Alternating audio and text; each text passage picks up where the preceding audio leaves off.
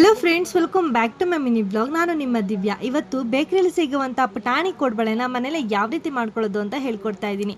ಮೊದಲನೇದಾಗಿ ಒಂದು ಮಿಕ್ಸಿಂಗ್ ಬೌಲ್ನ ತಗೊಳ್ಳಿ. ಇದಕ್ಕೆ 1/4 ಕಪ್ ಆಗುವಷ್ಟು ಚಿರೋಟಿ ರವೆ, 1 ಕಪ್ ಆಗುವಷ್ಟು ಮೈದಾ ಹಿಟ್ಟು, 1/4 ಕಪ್ ಆಗುವಷ್ಟು ಅಕ್ಕಿ ಹಿಟ್ಟು, ರುಚಿಗೆ ತಕ್ಕಷ್ಟು ಉಪ್ಪು, ಸೋಡಾ ಹಾಗೆ ಖಾರದ ಪುಡಿ, ಅಜ್ವೈನ ಈ ಥರ ಉಜ್ಜಿ ಪುಡಿ ಮಾಡಿ ಹಾಕೊಳ್ಳೋದ್ರಿಂದ ಫ್ಲೇವರ್ ಚೆನ್ನಾಗಿರುತ್ತೆ. ಇದನ್ನೆಲ್ಲ ಸ್ವಲ್ಪ ಡ್ರೈ ಮಿಕ್ಸ್ನ ಮಾಡಿಕೊಂಡು ಕಾದಿರೋ ಅಂಥ ಎಣ್ಣೆನ ಹಾಕ್ಕೊಂಡು ಮಿಕ್ಸ್ ಮಾಡ್ಕೊತಾ ಇದ್ದೀನಿ. ಸ್ವಲ್ಪ ಹುಷಾರಾಗಿ ಮಿಕ್ಸ್ ಮಾಡ್ಕೊಳ್ಳಿ, ಎಣ್ಣೆ ಕಾದಿರುತ್ತೆ ಅದಕ್ಕೋಸ್ಕರ.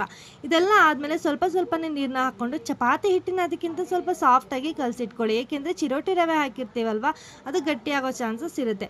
ಇವಾಗ ಒಂದು ಚಿಕ್ಕದಾಗಿ ಉಂಡೆ ತೊಗೊಂಡು ಈ ಥರ ರೋಲ್ ಮಾಡಿ ಇಟ್ಕೊತಾ ಇದ್ದೀನಿ. ರೋಲ್ ಮಾಡಿದಾದಮೇಲೆ ನಿಮ್ಮ 5 ಫಿಂಗರ್ಸಲ್ಲಿ ಯಾವ ಫಿಂಗರ್ಸ್ ನಿಮ್ಗೆ ಇಷ್ಟ ಆಗುತ್ತೋ ಅದರಿಂದ ಕೋಡ್ಬಳೆ ಶೇಪ್ನ ತೊಗೊಳ್ಬೋದು. ನಾನಿಲ್ಲಿ ನನ್ನ ತೋರ್ಬಳೆದ ಸಹಾಯದಿಂದ ನಾನು ನನ್ನ ಕೋಡ್ಬಳೆನ ರೆಡಿ ಮಾಡ್ಕೊತಾ ಇದ್ದೀನಿ.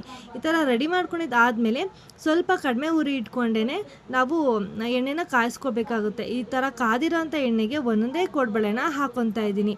ಈ ಥರ ಬಬಲ್ಸ್ ಎಲ್ಲ ಕಡಿಮೆ ಆದಮೇಲೆ ನಮಗೆ ಕೋಡ್ಬಳೆ ರೆಡಿಯಾಗಿದೆ ಅಂತ ಅರ್ಥ. ಕೋಡ್ಬಳೆ ರೆಡಿ ಆದಮೇಲೆ ಕೋಡ್ಬಳೆನೆಲ್ಲ ತೆಗೆದಿಟ್ಕೋತಾ ಇದ್ದೀನಿ. ಸೊ ಫ್ರೆಂಡ್ಸ್, ಯಾವ ಥರ ಅನಿಸ್ತು ಈ ಕೋಡ್ಬಳೆ ರೆಸಿಪಿ ಅನ್ನೋದನ್ನ ಶೇರ್ ಮಾಡಿ, ಹಾಗೆ ಕಾಮೆಂಟ್ ಮಾಡಿ. ದಯವಿಟ್ಟು ಇಷ್ಟ ಆದರೆ ನನ್ನ ಪೇಜ್ನ ಫಾಲೋ ಮಾಡೋದನ್ನು ಮರಿಬೇಡಿ.